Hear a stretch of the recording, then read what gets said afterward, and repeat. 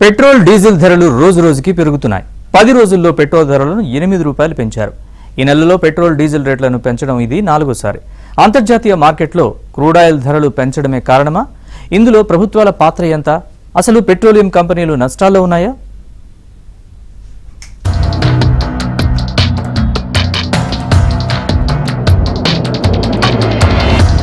Iran యుద్ధం ప్రభావంతో అంతర్జాతీయ మార్కెట్లో ముడి చమురు ధరలు పెరిగాయి. దీంతో ఆయిల్ కంపెనీలు ధరలను పెంచుతున్నాయని ప్రభుత్వం తెలిపింది. అంతర్జాతీయ మార్కెట్, దేశీయ ఖర్చులకు అనుగుణంగా ప్రభుత్వ రంగ ఆయిల్ మార్కెటింగ్ కంపెనీలు పెట్రోల్, డీజిల్ రిటైల్ ధరలను రోజు నిర్ణయిస్తూ ఉంటాయి. దీనికి అనుగుణంగా మార్కెట్ ధరలు ఉంటాయి.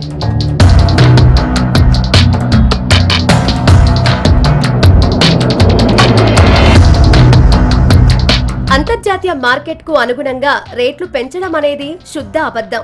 ఇరాన్ యుద్ధం తర్వాత అంతర్జాతీయ మార్కెట్లో క్రూడాయిల్ ధర పెరిగినా నిజానికి గత వారంలో చమురు ధరలు 5% తగ్గాయి. అయినా చమురు కంపెనీలు ధరలు పెంచేశాయి. ఇందులో డీలర్ కమిషన్, కేంద్ర రాష్ట్ర ప్రభుత్వాల పన్నులే ధరల పెరుగుదలకు ప్రధాన కారణం. వినియోగదారుల నుంచి వసూలు చేసే పెట్రోల్, డీజిల్ రేట్లలో కొంత మొత్తం డీలర్ కమిషన్ ఉంటుంది. లీటర్ పెట్రోల్ పై 4 రూపాయలు, లీటర్ డీజిల్ పై 2.5 రూపాయల కమిషన్ లభిస్తుంది. పెట్రోల్ త్వరగా ఆవిరైపోతుంది. దాన్ని నిల్వ చేయడానికి అదనపు ఖర్చు అవసరం. అందుకే పెట్రోల్ పై కమిషన్ ఎక్కువ. పెట్రోల్ ఉత్పత్తులపై కేంద్ర ప్రభుత్వం ప్రత్యేకంగా కస్టమ్స్, ఎక్సైజ్ పన్నులు విధిస్తోంది. లీటర్ పెట్రోల్ పై కేంద్రం బేసిక్ కస్టమ్స్ డ్యూటీ 2.50%, అదనపు కస్టమ్స్ డ్యూటీ 6.90 రూపాయలు, అడిషనల్ కస్టమ్ డ్యూటీ 5 రూపాయలు విధిస్తోంది.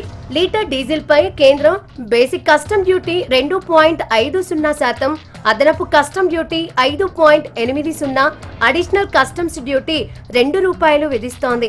వీటితో పాటు మొత్తం కస్టమ్స్ సుంకాలపై 10% సోషల్ వెల్ఫేర్ సర్చార్జ్ కూడా విధిస్తుంది.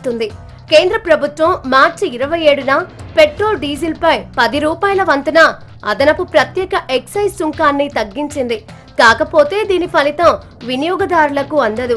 కేవలం నష్టాలు భరిస్తున్న ఇంధన కంపెనీలకు ఊరట కలిగించడానికి ఈ నిర్ణయం తీసుకుంది.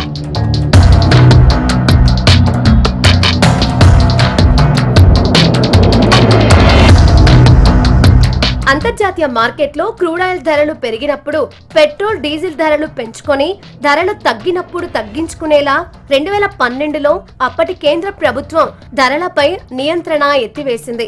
అప్పట్నుంచి అంతర్జాతీయ మార్కెట్లో క్రూడాయిల్ ధరలకు అనుగుణంగా ఇండియాలో ధరలు నిర్ణయిస్తున్నారు. క్రూడాయిల్ ధరలు పెరిగినప్పుడు తదనానుగుణంగా ధరలు పెంచుతున్న ఆయిల్ మార్కెటింగ్ కంపెనీలు, ప్రభుత్వాలు ధరలు తగ్గినప్పుడు మాత్రం తగ్గించకుండా వినియోగదారులపై భారం కొనసాగిస్తున్నాయి. ఇదే అసలు సమస్య. వ్యాట్ అనేది స్టేట్ పరిధిలో వస్తుంది మేడం. అది కొంచెం డౌన్ చేయాలని, తగ్గియాలని, డిక్రీస్ చేయాలని కోరుకుంటున్నాం. దీనివల్ల అందరికి హైక్ అయిపోతున్నాయి మేడం. ట్రాన్స్పోర్ట్ ఛార్జెస్ కానీ ఎవ్రీబడి ఏదైతే ఫ్యూల్ రేట్స్ ఉందో అందరూ ఎండ్ యూజర్ పాస్ ఆన్ చేస్తున్నారు మేడం. ఇప్పుడు గ్యాస్ కానీ, సిలిండర్స్ కానీ ఏదైతే హైక్ అయ్యిందో ఆ రేట్స్ని ఎండ్ యూజర్ పాస్ చేస్తున్నారు. ఒక టీ షాప్ వేసుకున్న ఒక 20 రూపీస్ టీ వాళ్ళు 25 రూపీస్ చేస్తున్నారు. రోజు మార్నింగ్ రేట్ చేంజ్ అయితే ఆ రేట్ నుంచి మేము తీసుకుంటాం. కానీ పబ్లిక్ అయితే ఇబ్బంది పడుతుర్రు. ఇప్పుడు 50 లీటర్ వేసుకునే వాళ్ళు 40-35కి సరిపెట్టుకుంటున్నారు. ఇప్పుడు 100 రూపాయలు కూడా వచ్చేది 115 రూపాయలు అవుతుంది. దాంట్లో మనం ఏం చేయలేము. ఇక ఇంకెంత పెరుగుతుందో తెలియదు. గవర్నమెంట్ చేతులు ఉంది, మా చేతిలో ఏం లేదు. దేశంలో అనేక ఉత్పత్తులు, సేవలపై కేంద్రం జీఎస్టీ విధిస్తోంది. కానీ ఇది పెట్రోల్, డీజిల్, గ్యాస్ కు వర్తించడం లేదు.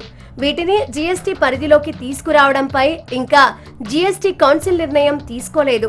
పెట్రోల్, డీజిల్ కారణంగా రాష్ట్ర ప్రభుత్వాలకు నేరుగా మంచి ఆదాయం వస్తోంది. అదే జీఎస్టీ అమల్లోకి వస్తే కేంద్రానికి ఆదాయం వెళ్తుంది. అక్కడి నుంచి రాష్ట్రాలకు పంపించాల్సి ఉంటుంది. అది కూడా 28% మాత్రమే గరిష్టంగా పన్ను విధించే ఛాన్స్ ఉంది. అందుకే ఆదాయాన్ని వదులుకునేందుకు ఇష్టం లేని పలు రాష్ట్రాలు పెట్రోల్ ఉత్పత్తులను జీఎస్టీ పరిధిలోకి తేకుండా అడ్డుకుంటున్నాయి. లీటర్ పెట్రోల్ పై 31% వ్యాట్ వసూలు చేస్తోంది ఏపీ సర్కార్. ఇది కాకుండా అదనపు వ్యాట్ పేరుతో 4 రూపాయలు వసూలు చేస్తోంది. రోడ్ డెవలప్మెంట్ సెస్ దానిపై విధించే వ్యాట్ కింద రూపాయి తీసుకుంటోంది. డీజిల్ పై 22.25% వ్యాట్, 4 రూపాయల అదనపు వ్యాట్, రూపాయిని రోడ్ డెవలప్మెంట్ సెస్ దానిపై విధించే వ్యాట్ కింద తీసుకుంటోంది.